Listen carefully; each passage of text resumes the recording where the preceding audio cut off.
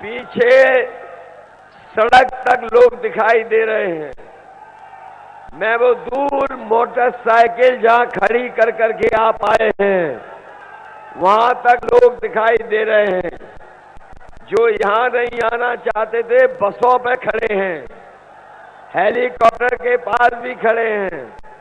ये सर पे लाल गमछा वाला हाथ हिला रहा है, मैं वहां तक देख रहा हूं।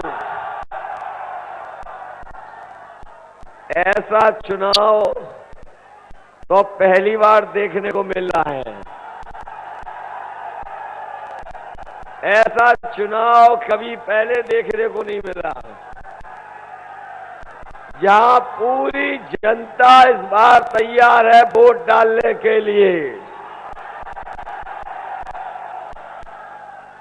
और इस बार जौनपुर के लोग तो भारतीय जनता पार्टी का खाता नहीं खुलने देंगे। अभी तक जितने चरणों में चुनाव हुआ है, हर चरण में समाजवादी पार्टी और गठबंधन आगे दिखाई दे रहा है।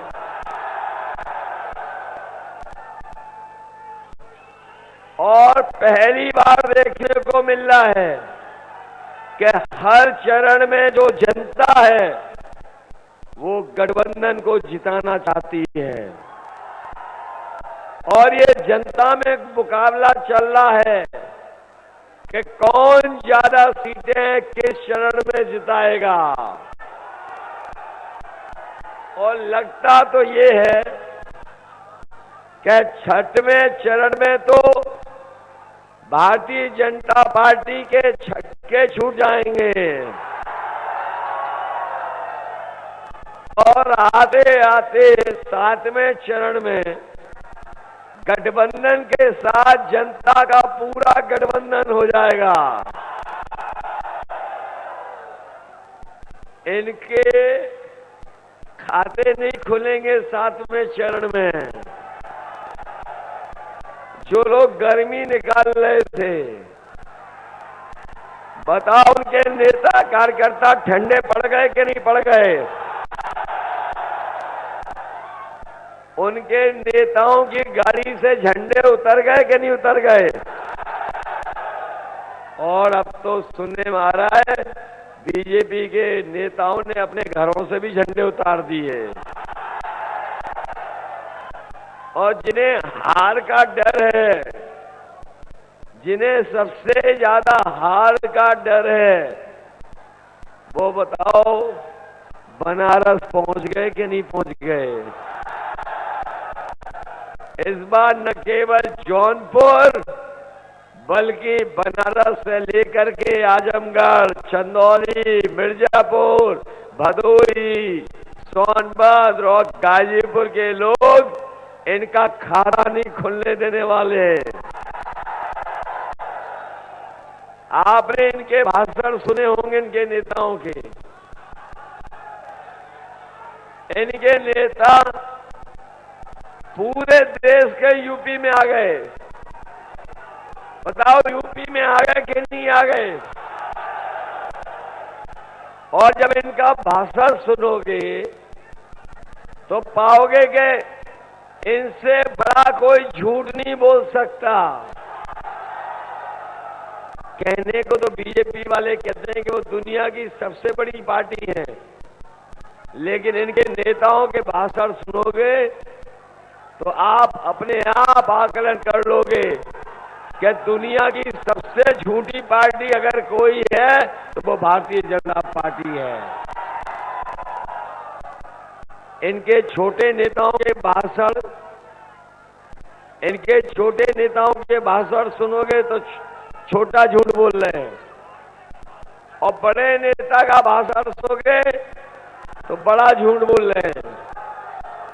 और जो सबसे बड़े नेता हैं वो सबसे बड़ा झूठ बोल रहे हैं। बताओ बीजेपी के लोग झूठ बोलते कि नहीं बोलते? इन्होंने कहा कि हम अपने किसानों की 2022 तक आय दोगुनी कर देंगे। बताओ हमारे किसान भाइयों, अगर किसी की आय दोगुनी हो गई हो तो बता दो। जब पिछली बार इन्हें वोट चाहिए था और जब वोट मांगने आए थे तब सबको फ्री सिलेंडर दिया था, याद है कि नहीं याद है? जब लोकसभा का पिछली बार वोट मांगने आए थे तो बताओ सिलेंडर फ्री दिए थे कि नहीं दिए थे? और अब जब वोट मांगने आ रहे हैं तो बताओ सिलेंडर की कीमत क्या है? पहले 400 रुपए थी, आज 1000 हो गई क्या नहीं हो गई? डीजल पेट्रोल महंगा हो गया क्या नहीं हो गया? याद रखना, ये सरकार में दोबारा आ गए तो पेट्रोल 200 रुपए बिकेगा, 200 रुपए लीटर। जब किसानों को खाद चाहिए थी, बताओ ये किसानों को खाद दे पाए? डीएपी चाहिए थी तो डीएपी दे पाए क्या? और जब आपने खाद की बोरी को देखा होगा तो बताओ 5 किलो की चोरी हो गई कि नहीं हो गई? और अगर ये दोबारा सत्ता में आ गए तो अभी तो 5 किलो की चोरी कर रहे हैं, फिर ये 10 किलो की चोरी करेंगे। इसलिए सावधान हो के नहीं हो। इनके नेता जो कह रहे थे क्या गर्मी निकाल देंगे, बताओ उनके नेता ठंडे पड़ चुके हैं कि नहीं पड़ चुके? हम उन गर्मी निकालने वालों को कहना चाहते हैं, समाजवादी सरकार आएगी तो अपने नौजवानों के लिए फौज में भर्ती निकालने का काम समाजवादी लोग करेंगे। न केवल फौज में बल्कि पुलिस में भी नौकरी निकालने का काम समाजवादी में होगा। हमारे ये पढ़े लिखे नौजवान जानते होंगे कि उत्तर प्रदेश की सरकार में सबसे ज्यादा नौकरियां कहीं खाली हैं तो हमारे शिक्षा विभाग में। और हमारे बुजुर्ग और गांव के लोग जो यहां आए हैं वो जानते होंगे कि पिछले 3 साल में बच्चों की पढ़ाई चौपट हो गई कि नहीं हो गई? आज 11 लाख पद खाली है सरकार के। हमारे बाबा मुख्यमंत्री पता नहीं क्या करते रहे, 11 लाख पद नहीं भर पाए।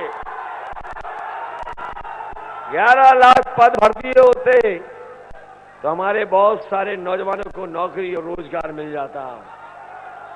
समाजवादी सरकार आएगी तो हम आपको भरोसा दिलाते हैं, जहां 11 लाख पदों पर भर्ती होगी, नौकरी मिलेगी, वहीं हमारे बीएड और टेट वालों को समायोजित करने का काम भी समाजवादी सरकार। ये तो हमारे बीएड टेट वालों ने बड़ा बढ़िया नारा बना लिया है, सफेद टोपी ने ठहना है, साइकिल को जिताना है। ऐसा समर्थन पहले कभी समाजवादियों को नहीं मिला। न केवल हमारे बीएड टेट वालों की मदद होगी, हमें अगर नई भर्ती भी निकालनी पड़ेगी तो नई भर्ती निकाल करके टेट वाले और तमाम लोगों को शिक्षक बनाने का काम करेंगे। हमारे शिक्षा मित्र को मानदेय समाजवादी सरकार में मिलता था, इनकी सरकार आई तो उनका भी सम्मान छीन लिया। हम अपने शिक्षा मित्रों को भरोसा दिला के जा रहे हैं और रोजगार सेवकों को भी कि सरकार बनेगी तो जहां शिक्षा मित्रों की पहले जैसा सम्मान किया जाएगा, वहीं हमारे अनुदेशकों को नियमितीकरण भी करने का फैसला समाजवादी सरकार में होगा। ये भरोसा है आपको कि नहीं है? याद रखना, समाजवादियों की कथनी करनी में कभी भेद नहीं होता है। जब कभी जनता के बीच में जो वादा किया और जनता ने अगर समाजवादियों को मौका दिया तो उस वादे को पूरा निभाने का काम भी समाजवादी लोगों ने किया। जो जो काम समाजवादियों के थे वो इस सरकार ने सब के सब काम बर्बाद कर दिए। याद करो, जब कोरोना आया और लॉकडाउन लगा, हमारे मजदूर भाई जो महाराष्ट्र, गुजरात और उत्तर प्रदेश के बाहर रह रहे थे, लॉकडाउन के कारण वो घर जाना चाहते थे, लेकिन सरकार ने उनकी कोई मदद नहीं की। वो तमाम हमारे मजदूर भाई पैदल पैदल चल कर के आए, अपने घर पैदल पहुंचे, उनकी कोई मदद नहीं की और कई मजदूर परिवार के लोगों की जान चली गई। अगर उस समय मजदूर भाइयों की अगर किसी ने मदद की थी, खाने पीने से लेकर के उनके जान जाने पर, तो समाजवादी पार्टी और समाजवादी लोगों ने, समाजवादियों ने मदद की। और याद करिए वो समय, जिस समय बीमारी आई, लोगों को दवाई की जरूरत थी, अस्पताल की जरूरत थी, बिस्तर की जरूरत थी, लेकिन ये सरकार बीमारी में मदद नहीं कर पाई। उस समय हमारे गरीबों की कोई मदद कर रहा था तो भाई 108, 102 एम्बुलेंस वो गांव-गांव जाकर के मदद कर रही थी। लेकिन इधर हमारे गरीब लोगों ने देखा होगा, आप लोगों ने महसूस किया होगा, जो समाजवादी सरकार में एम्बुलेंस चल रही थी, इस बाबा मुख्यमंत्री ने वो एम्बुलेंस भी बर्बाद कर दी। बताओ, बर्बाद हो गई एम्बुलेंस के नहीं? इसलिए हम आपसे कह के जा रहे हैं, समाजवादी सरकार आएगी तो चाहे हमें एम्बुलेंस की संख्या बढ़ानी पड़े गरीबों की मदद के लिए, तो एम्बुलेंस को बढ़ाने का काम करेंगे। समाजवादी लोगों ने एक यहां पर मेडिकल कॉलेज दिया था, और मेडिकल कॉलेज जौनपुर में इसलिए दिया था कि ये जिला बड़ा है, यहां के लोगों को बनारस, लखनऊ, इलाहाबाद या कहीं और इलाज के लिए न जाना पड़े, न केवल यहां पर पढ़ लिख करके नौजवान डॉक्टर बने, वहीं हमारे गरीबों का सस्ता और फ्री इलाज हो जाए। समाजवादी सरकार थी तो बजट दिया, मेडिकल कॉलेज बनने लगा, लेकिन जैसे ही भारतीय जनता पार्टी की सरकार आई, इन्होंने मेडिकल कॉलेज का काम बंद कर दिया। और आज भी अगर जाओगे देखोगे तो वो मेडिकल कॉलेज नहीं लगता है, जितना समाजवादियों की सरकार में बना था उतना ही दिखाई दे रहा है। लगता तो ऐसा है कि बाबा मुख्यमंत्री ने इन 5 सालों में उस मेडिकल कॉलेज को बनाया नहीं, बल्कि आधुनिक खंडर बना करके खड़ा कर दिया।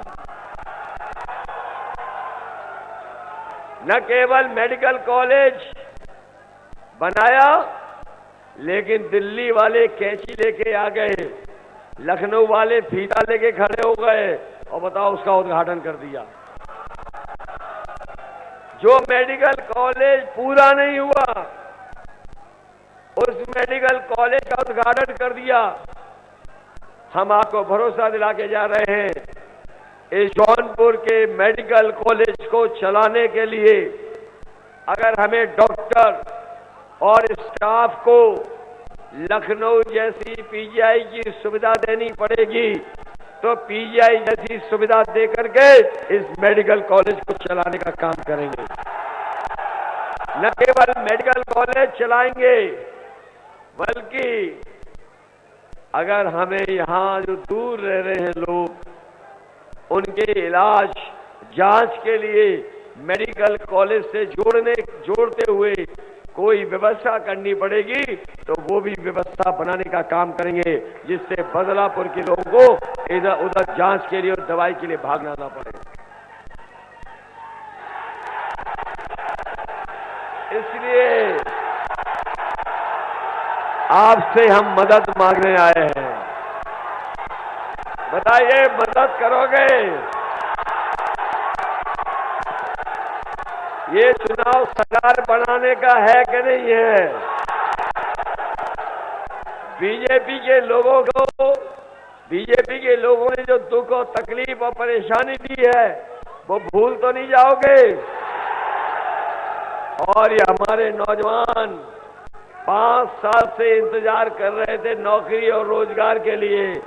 5 साल और इंतजार तो नहीं करोगे? इस बार इनको साफ कर दोगे कि नहीं कर दोगे? इनके विधायकों को वोट, इनके बीजेपी के प्रत्याशियों को आपने वोट मांगते देखा कि नहीं देखा? इधर आपने देखा होगा बीजेपी के जो प्रत्याशी हैं वो जनता के सामने दंडवत होकर के माफी मांग रहे हैं। कुछ विधायक ऐसे हैं जो कान पकड़ करके उठक बैठक लगा के जनता से माफी मांग रहे हैं। और अभी मैंने कुछ दिन पहले देखा कि एक बीजेपी का प्रत्याशी तेल मालिश कर करके माफी मांग रहा है। बताओ ये देखा कि नहीं देखा? इसलिए हम कह के जा रहे हैं, ये तेल लगा करके माफी मांगने वालों से कह के जा रहे हैं, चाहे वो जनता के सर की चंपी करें और चाहे उठक बैठक कान पकड़ करके 700 पार भी लगाएंगे, तब भी किसान और नौजवान इन्हें माफ करने वाला नहीं है। बताइए, माफ करोगे कि इन्हें साफ कर दोगे? माफ तो नहीं करोगे?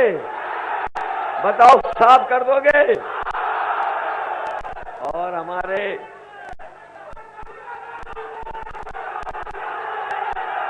बाबा जी के बारे में, अरे बाबा जी के बारे में भी तो सुन लो। ये बाबा जी नहीं, ये बाबा दुबे नहीं,